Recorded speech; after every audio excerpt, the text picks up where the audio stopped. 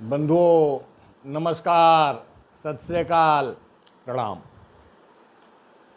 हमारा वीडियो यथार्थ वीडियोज 1473 देखने वाले सभी भाई बहनों का स्वागत है, अभिनंदन है। बंधुओं, बात चल रही है कि मंदिर, मस्जिद, गुरुद्वारा, मठ या भौतिक चीज़ों में, भौतिक स्थानों के अलावा प्रभु राम का निवास कहाँ पर है।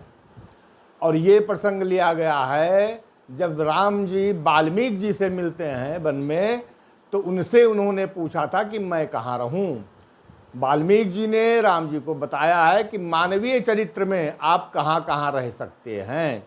मानवीय चरित्र मतलब हमारे उठना बैठना, खाना पीना, रहना सहना, समाज, घर परिवार के प्रति हमारा जो व्यवहार है, उसमें राम जी का निवास कहाँ पर है। इसके पहले के वीडियो में हमने 4 स्थान बताए थे जो तुलसीदास जी ने बताए हुए हैं, और कुल 14 स्थान है। 5वें स्थान से चर्चा आज से होगी। तो वाल्मीकि जी कहते हैं कि मंत्र राजनीत जपहि तुम्हारा, पूजहि तुम्हें सहित परिवारा, तर्पण होम करहि विधि नाना, विप्र जमाई देहि बहुदाना, तुमते अधिक गुरहि जिय जानी, सकल भाय से वही सनमानी। ये सब कर मांगहि एक फल, राम चरण रति हो, तिनके मन मंदिर बसहु, सिय रघुनंदन दो। ये 5वां स्थान है। यह है कि प्रभु के राम का जो नाम है प्रभु का, ये महामंत्र है। जो लोग आपका ये महामंत्र नित जपहें, हमेशा जपते रहते हैं और अपने परिवार के समेत आपका पूजन करते हैं, वंदन करते हैं, अर्चन करते हैं, तर्पण होम करहि विधि नाना, जो नाना प्रकार के तर्पण और हवन करते हैं और ब्राह्मणों को भोजन खिला करके तमाम प्रकार की वस्तुएं दान देते हैं, तुमते अधिक गुरहि जिय जानी।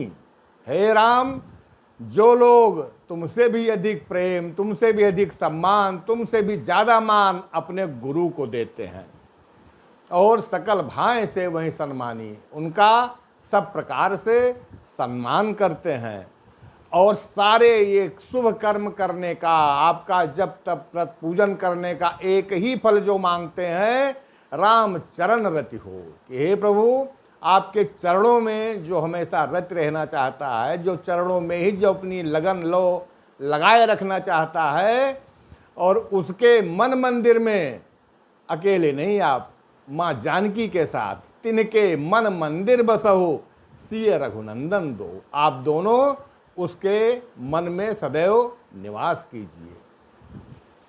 ये 5वां स्थान था। 6ठा स्थान है कि काम क्रोध मद मान, न मोहा, लोभ न क्षोभ, न राग न द्रोहा, जिनके कपट दंभ नहीं माया, तिनके हृदय बसहु रघुराया। ये 6ठा स्थान है। काम, जो अपनी कामनाओं से विमुक्त हो चुका है, विरक्त हो चुका है।